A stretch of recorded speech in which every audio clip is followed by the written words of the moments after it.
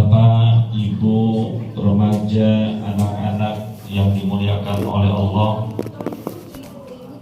alhamdulillah sama-sama telah kita laksanakan kewajiban kita sholat Isya secara berjamaah. Insya Allah nanti kita lanjutkan dengan pelaksanaan sholat tarawih. Mudah-mudahan rangkaian ibadah ini diterima dan dilipat gandakan pahala oleh Allah dan menjadi sebab wasilah dimasukkannya kita ke dalam surga Allah Subhanahu wa ta'ala. Amin ya rabbal. Saya pengen tanya, emang pengen masuk surga? Pak, pengen masuk surga? Kalau pertanyaan ini ditanyakan kepada kita, saya rasa tidak ada makhluk manusia di muka bumi ini yang tidak ingin masuk surga. Termasuk orang yang gemar maksiat pun, gemar melakukan perbuatan-perbuatan yang dilarang oleh Allah Subhanahu wa ta'ala. Kalau pertanyaannya, inginkah Anda masuk surga? Pasti jawabannya ingin. Pasti jawabannya mau. Cuma permasalahannya, masuk surga itu tidak cukup hanya dengan kemauan. Masuk surga itu tidak cukup hanya dengan sekedar keinginan saja. Harus ada pembuktian. Harus ada buktinya.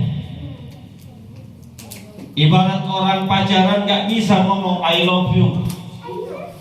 Ibarat suami istri gak bisa ngomong saya suka, saya cinta kepadamu, tapi gak dibuktikan dalam kehidupan sehari-hari. Begitu pula manusia, kalau ingin masuk surga, surga itu miliknya Allah. Surga itu punyanya Allah. Maka kalau ingin masuk surga yang miliknya Allah, ikuti apa yang diinginkan oleh Allah Subhanahu wa ta'ala.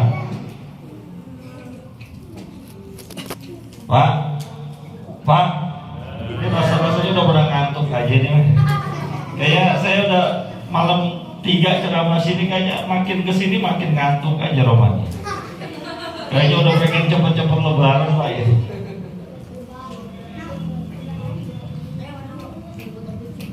Dalam surat Az-Zariyat mulai ayat 15 sampai 19, Allah Subhanahu wa ta'ala menyatakan bahwasanya surga yang diciptakan itu diperuntukkan bagi orang-orang yang bertakwa. Surga beserta fasilitas-fasilitas kenikmatannya. Surga beserta segala macam isinya diperuntukkan bagi orang-orang yang bertakwa. Permasalahannya, kita termasuk gak ke dalam golongan orang yang pantas masuk surga sesuai dengan surat Az-Zariyat tadi? Yuk kita lihat satu persatu. Minimal ada 3 amalan, 3 perbuatan yang merupakan ciri orang yang layak masuk surga. Mudah-mudahan kita kebagian. Yang pertama, kanu minal laili qalilan ma yahjaun. Ciri orang bertakwa yang layak masuk surga adalah orang yang jarang tidur di waktu malam. Pak, kita biasanya kalau malam ngapain? Tidur, karena memang itu adalah waktu istirahat. Tapi orang-orang bertakwa yang insya Allah masuk surga jarang sekali tidur di waktu malam. Ngapain? Ngapain ini yang jadi masalah? Orang zaman sekarang banyak juga yang nggak tidur di waktu malam. Cuma masing-masing modelnya. Ada yang main game, ada yang nongkrongin pos ronda, ada yang nongkrong di warnet, ada yang nontonin TV, ada yang begadangin bola, ada yang jagain beduk. Modelnya macam-macam. Tapi yang dimaksudkan di sini adalah orang yang tidur sedikit di waktu malam, mempergunakan waktu malamnya untuk beribadah kepada Allah Subhanahu wa taala. Memperbanyak salat sunnah, memperbanyak tahajud, memperbanyak bertafakur, mendekatkan diri kepada Allah Subhanahu wa taala. Dia rela waktu yang seharusnya dibuat istirahat untuk kebugaran tubuhnya dipersembahkan untuk Allah Subhanahu wa taala. Sekarang kita lihat diri kita nih. Malam-malam kemarin banyakan tidurnya apa banyakan meleknya? Pak, banyakan? Pada ngaku itu. Jujur, kita lebih banyak tidurnya dibandingkan meleknya. Sampai saat bulan Ramadan pun, yang seharusnya kita bertahajud, hanya bangun pada saat jam 3, jam 4, sekedar makan sahur, setelah itu selesai. Tidak memanfaatkan untuk sholat sunnah walaupun hanya 2 rakaat. Kita begitu resah, begitu gelisah seandainya kamar kita tidak nyaman, tempat tidur kita kurang empuk, sehingga tidur kita kurang nyenyak. Ada sebuah kisah menarik. Kalau kita baca biografi para ulama-ulama kita dulu, ada seorang ulama yang kalau mau tidur kasurnya dibasahin, Pak. Mau tidur tikarnya, alas tidurnya dibasahin. Biar apa? Biar tidurnya nggak nyenyak. Karena kalau tidurnya nyenyak, dia nggak bisa bertahajud kepada Allah Subhanahu wa taala. Kalau kita kan kebalik ya. Kita kamar panas pasangin AC, minimal kipas angin. Kasur kurang tebal, tambahin supaya enak tidurnya. Dingin, kita cari selimut supaya tidur kita semakin lama. Tapi ini ada ulama yang sengaja membasahi kasurnya supaya tidurnya kagak nyenyak. Bahkan seorang ulama bernama Malik ibn Dinar rahimahullahu ta'ala anhu dikatakan lebih dari 20 tahun hidupnya sholat subuh menggunakan wudhu sholat isya. 20 tahun, lebih dari 20 tahun hidupnya sholat subuh menggunakan wudhu isya. Maksudnya apa? Habis sholat isya dia nggak tidur lagi, terus melek, zikir, tilawatul Quran, sholat sunnah, sampai masuk waktu subuh wudhunya masih terjaga dan terpelihara, sehingga wudhunya di saat sholat isya bisa dipakai untuk sholat subuhnya. Orang sini ada juga, Pak, yang sholat subuh pakai wudhu isya ada. Habis maghrib dia tidur, bangun-bangun mau subuh, melek, buru-buru ingat astagfirullahaladzim belum sholat isya, buru-buru kamar mandi, ambil wudhu, sholat isya, rapi sholat isya, azan subuh. Sama tuh ya, wudhu sholat isya digunakan buat sholat subuh, cuma modelnya beda. Kalau yang satu ulama kita memang terus terjaga sepanjang malamnya, tapi kita tidur sekebluk-kebluknya. Satu tuh. banyakin berzikir, tahajud kepada Allah Subhanahu wa taala. Yang kedua, wabil asharihum yastaghfirun. Yang pertama tadi kira-kira kita bisa nggak tuh? Pak, udah bisa belum tidurnya dikit? Belum ya? Susah ya? Sekalinya pun bisa dipakai buat urusan dunia. Karena yang kedua nih mudah-mudahan bisa. Wabil asharihum yastaghfirun. Orang-orang yang layak masuk surga adalah orang yang mempergunakan waktu sahurnya di penghujung malamnya beristighfar kepada Allah Subhanahu wa taala. Selain bulan Ramadan, kita bangun tidur jam berapa? Selain bulan Ramadan, kita bangun tidur jam berapa? Mentok-mentok azan subuh, betul? Banyak juga yang subuhnya kesiangan.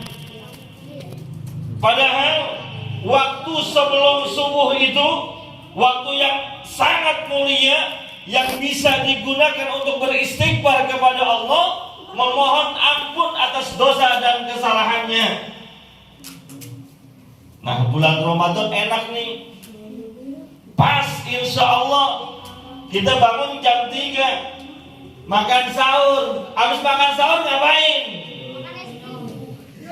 Makan es krim. Makan mulu bocah urusan. Kita nih makan sahur selesai ngapain?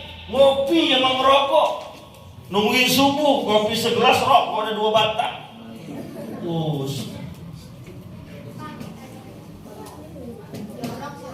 Mungkin karena kita belum tahu ilmunya, belum tahu panduannya. Orang yang bertakwa yang layak masuk surga di waktu sebelum subuhnya pergunakan untuk istighfar. Besok pagi dah nih, ya, habis nyawur mau pakai tasbih kek? Enggak kek? Banyakin istighfar. Istighfar kan cuma gampang banget. Astaghfirullahaladzim alladzi la ilaha illa huwal hayyul qayyum wa atubu ilaih. Atau cukup astaghfirullahaladzim aja memadai. Banyakin. Sebab kata baginda Rasul sallallahu alaihi wasallam, man aktsarul istighfar, siapa orang yang memperbanyak istighfar dalam hidupnya, ja'alallahu min kulli hammin faraja wa min kulli dayyikin makhraja wa razaqahu min haitsu la yahtasib. Orang yang gemar istighfar ada 3 keuntungannya kata baginda kita Nabi Muhammad sallallahu alaihi wasallam. Yang pertama, dimudahkan dari segala sesuatu yang menyulitkan hidupnya. Hidup di dunia itu enggak selamanya lurus, enggak selamanya lempeng. Ada saja gangguan, hambatan, cobaan, ujian dan lain sebagainya. Semua orang pasti akan diuji. Kadang kita diuji dengan kekayaan, kadang kita diuji dengan anak, diuji dengan pekerjaan, diuji dengan situasi-situasi yang teramat sulit. Bagi orang-orang yang bertakwa, yang gemar istighfar, yang sulit-sulit itu akan dilapangkan oleh Allah Subhanahu wa taala. Kalaupun ada masalah, Allah kasih jalan keluar. Kalau selama ini hidup kita sempit, nyari uang rada susah, mana mau lebaran, pekerjaan WFH, gaji enggak full, anak mau ujian, kontrakan belum bayar, cicilan motor nunggak. Nah, siap-siap dah. Itu adalah ujian buat kita. Caranya banyakin istighfar.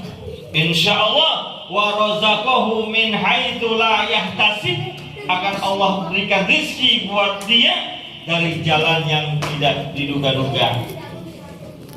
Dua tuh, bisa nggak kira-kira? Istighfar bisa nggak? Bener ya? Omongan itu dicatat tuh sama Allah. Nggak istighfar, awas, malaikat datang sama temannya Israel.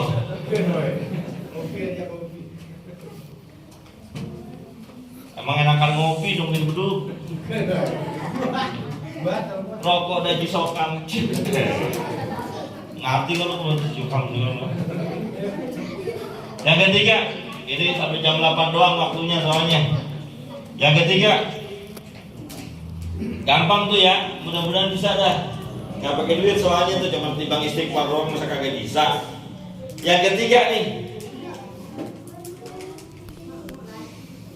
wa fi amwalihim haqqun lis-sa'ili wal mahrum. Harta yang mereka punya, mereka berikan kepada orang-orang yang meminta-minta ataupun orang yang menjaga dirinya dari meminta-minta. Maksudnya apa? Punya duit jangan pelit.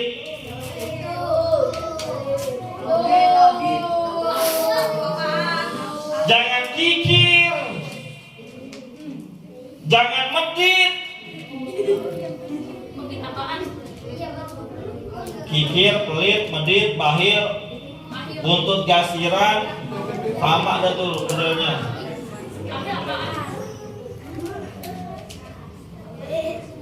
Kita semua pasti suka terhadap uang, hobi ngumpulin uang.